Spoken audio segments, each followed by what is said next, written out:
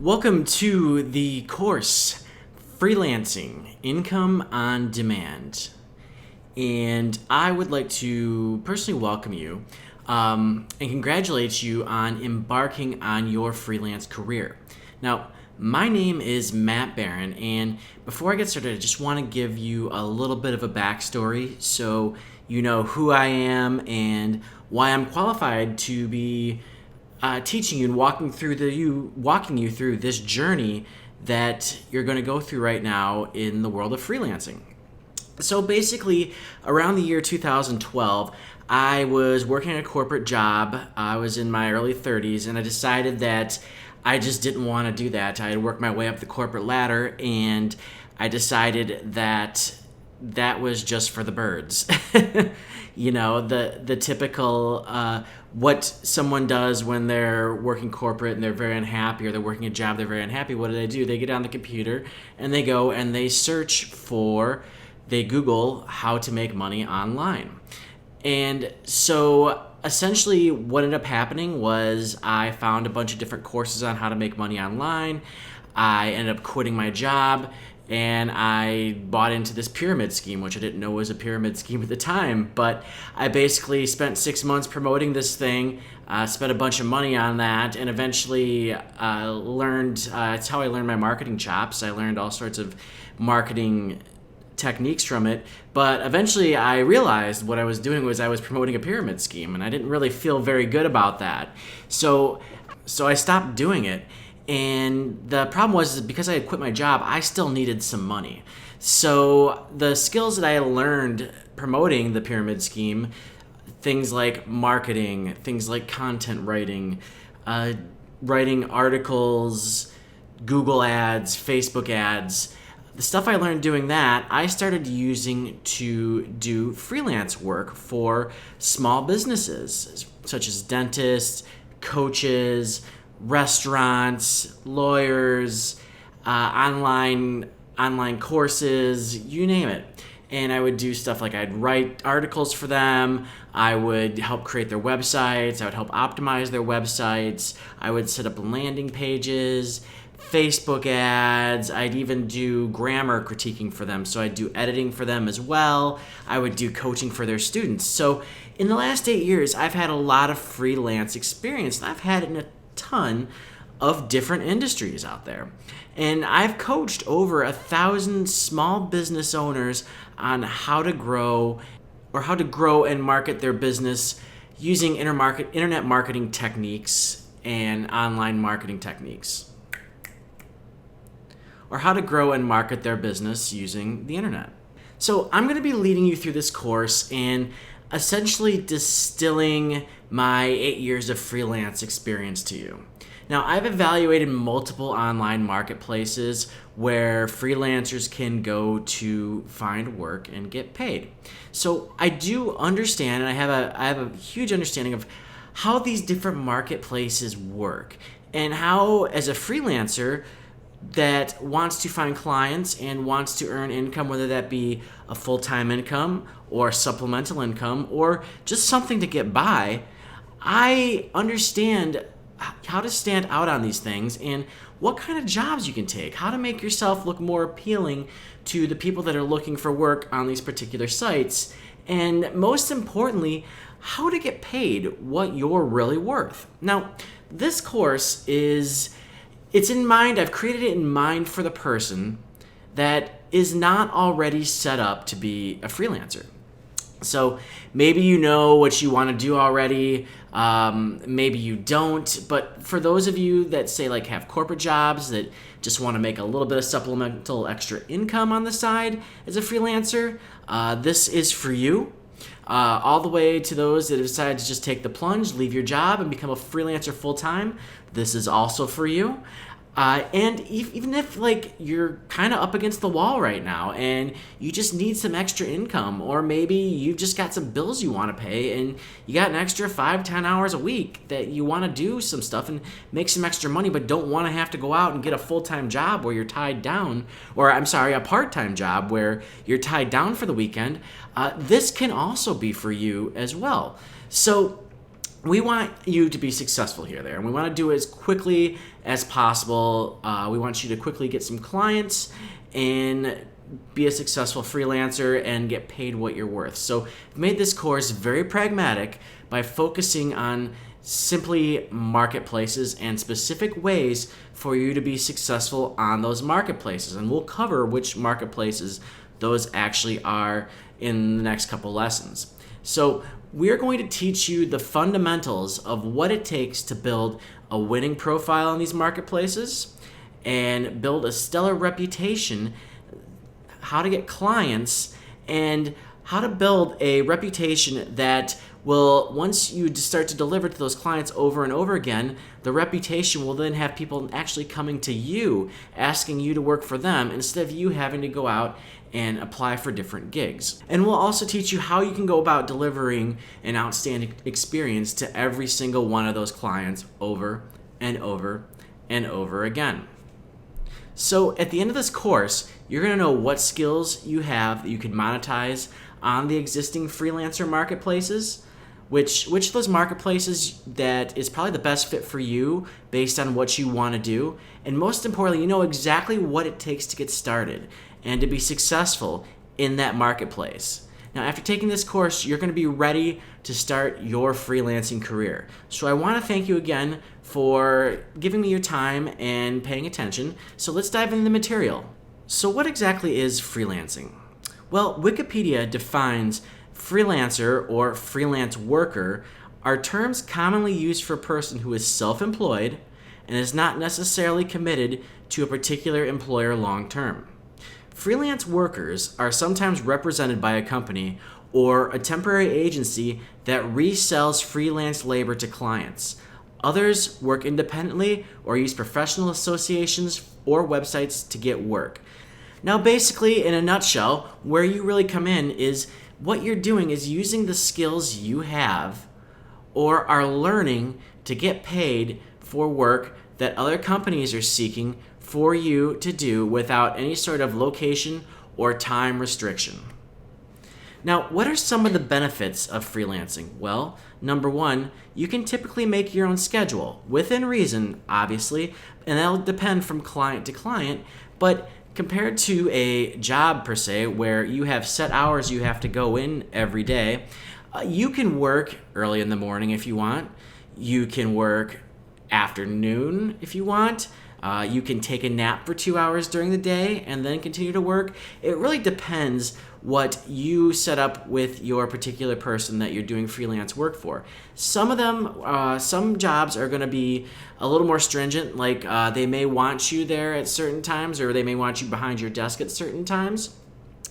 Others are just simply going to tell you, you know what, you can do this work whenever you want.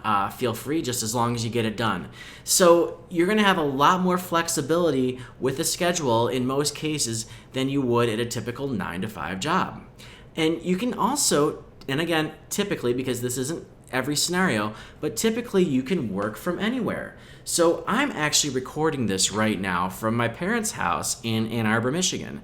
And because of the fact that I just decided, since I'm very remote independent, I don't have to be at a specific job. I've got freelance work that I do. I can go and pack up and I can go from Chicago to go visit my parents in Ann Arbor and get the same amount of work done, and it doesn't really matter where I do that work from. I could be doing it on the other side of the world. I could do it from a beach if I wanted to. I probably wouldn't, and I wouldn't necessarily recommend doing it from a beach. It's a little hard to not get distracted, but you get my point. You don't have to be behind a desk at a specific office. Again, in most cases, sometimes you'll find that maybe this freelance person is local and wants you to be in the office. But I would say for 99% of the work that we're going to be looking at, that won't be the case. You can most likely do it from the comfort of your own home or anywhere you want.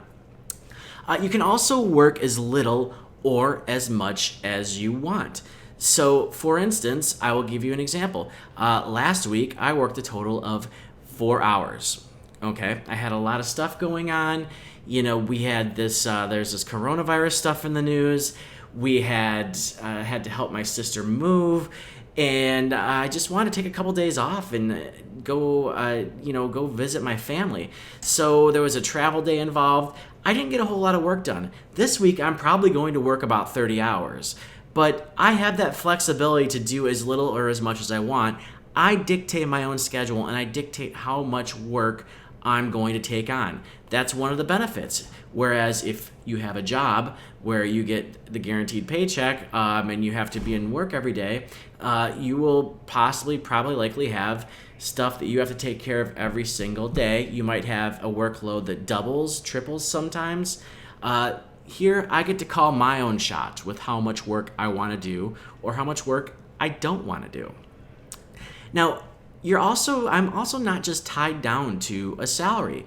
So with that said, let's just say if a regular job where, that's non-commission, non-sales based, where you have a salary, you're at a fixed amount. So you could work a lot more if you wanted to, but you're not going to make any more. Here with freelancing, if you want to work 80 hours a week and make as much money as you possibly can, you're free to do that. You're free to work 50 hours a week. You're free to only take on certain jobs that pay certain amounts. You're not tied down to a base salary and boxed into that particular salary.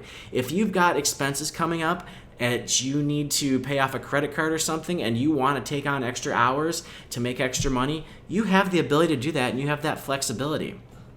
You also get to work on a lot of different projects. I remember being stuck in a particular job where I was working in insurance and I just absolutely hated it whatsoever. I really wanted to work in the marketing department and I could never do it. I was stuck working in client accounts. And here you get to actually take on a lot of different projects. You could work in different industries. You could work within different niches. For example, I do Facebook ads. So sometimes I'll work in the e-commerce niche for different stores. Sometimes I'll work to service coaches and consultants. And sometimes I'll work to service small businesses. And finally, you aren't stuck with a boss. Now, you will have clients. They will seem sometimes boss-like. But at the end of the day, you're not stuck with them. You have the ability to get up and go and leave that particular freelancing gig, unlike a salary job that might be a little harder to do because you don't necessarily want to get up and just leave a job right away or something like that. If it's not working out with you and your client, then you have the ability to move on to somebody else. Now, what are some of the pitfalls of freelancing? Well, like I said, with some of the good, there's always bad. So some of it can be too much freedom, can sometimes be a bad thing. Now, let me just give a little bit of a story here. When I eventually went freelancing, and I came from working in the corporate world for 13 years, when I eventually went a freelancer, it was not as easy as I thought it was. I thought, okay, yeah, I've got my own free time. Now that I'm not moonlighting anymore, I can go and I can just work all the time. And then the first day came of my newfound freedom, and I got up and I'm like, I might want to grab a coffee first. Okay, this is good. And so I sat down in front of my computer and I'm like, I better check the news. I better check email now. Let's see here. What's on Facebook? Okay, well, I'll pull up the stuff I got to do today. Oh, look, I got more email. So I think you get my point where when you have a job, you're on a deadline constantly in most cases. Now that you're your own boss in a lot of ways, you have to manage your freedom because the only person that's going to stand behind you and crack the whip is usually you. And if you're not very disciplined, sometimes that can be a very bad thing because when you've got a lot of work to get done and you've got to work a certain number of hours per week to bring home the bacon, it can you've got to be very disciplined and sit down and do that work even when you really don't want to. The second one, there's no guaranteed paycheck. Sometimes that's another bummer.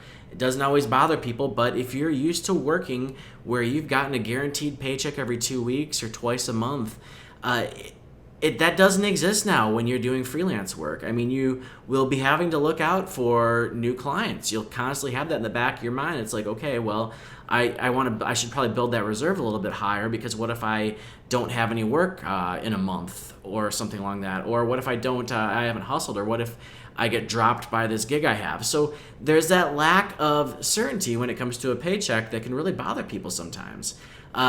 Typically, there's no benefits. And again, that can vary from time to time, but typically in freelancing, you don't get medical benefits or life insurance benefits. There is a lack of a systemized day, which means that, and again, this is part of the thing, part of the freedom thing, but there's you have to be very disciplined. You don't just go in, sit at your desk, leave for lunch, come back, work, then leave.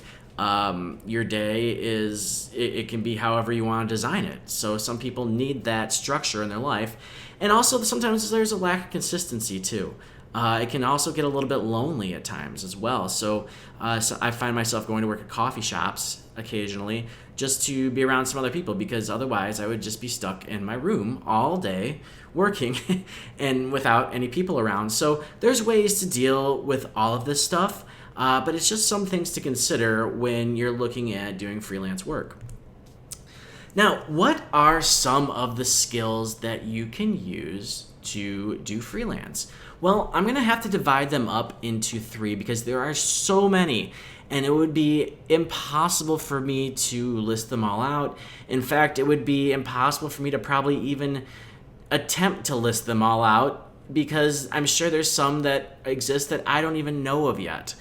There's so much you can do, but I'm going to divide them up into 3 different categories. There's professional, administrative, and miscellaneous. And professional might be something where it would be a degree-based skill. Something you might have gone to college specifically to get, a specific trade, that you went to go and try to obtain, or maybe a type of profession that you've done. So example, accounting. Accounting, typically, if you're going to be an accountant, a certified public accountant, you have to go to a college, and then you have to take a test and be accredited as a certified public accountant. Such things as like legal, for example, you have to go to law school for that. IT networking, typically, and again, not always, but these are things you really have to like study almost academically to be able to perform these jobs that are required. Then you also have like administrative, for example. So stuff like writing and translation, legal document writing, general business, calling, virtual assistant, stuff like that. You've got stuff that kind of traverses in between. You've got online marketing, for example. That's got both professional and administrative skills in it. Web, mobile, software development, same in there. So they can fall in between, but there's both. You can do both professional things, and then you can also do administrative things, like more practical skills. And then also there's miscellaneous. And you'll see, especially when we look at one of the platforms that we're going to see where you can land jobs, there's a lot of miscellaneous skills. So video editing, acting. Acting? What? You can get paid? You can do acting? Yup. Voice acting is a big one, for example. Designing, resume writing, for example. Transcriptions, music and audio, all sorts of stuff. You can make videos for people. There's endless the stuff that you could do on these particular platforms that people will pay you for. So our first exercise, what I want you to do is take out a piece of paper, and I want you to brainstorm 20 skills that you have that someone might pay for, that you have. So it might be something that you were good at in school. It might be something that you were good at in your professional life. Maybe you were good at sales. Maybe you got high marks for customer service. Maybe you were really good at writing. Maybe you were an email writer. Who knows? Maybe you were great at transcriptions. At your personal life, what things have you done in your personal life? Have you reviewed and edited your friends' papers in school? Have you looked over somebody's resume before? What have you helped friends and family with?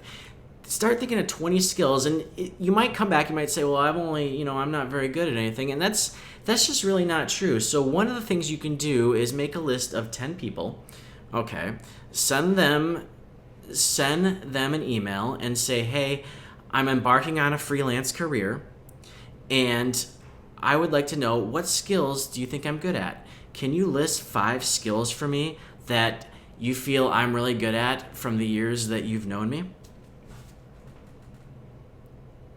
And I think if you're just willing to spend 10 minutes here on it, 10 minutes there over a few days, these skills are going to start popping up and you'll be like, oh yeah, no, I know, I was good at that, I remember too. And if you still feel like you're a little unsure of it, you'll see when we start getting into the different platforms that we're going to be working on, you'll be able to do some brainstorming on that as well and see what types of jobs are out there and how your skills might be able to match those.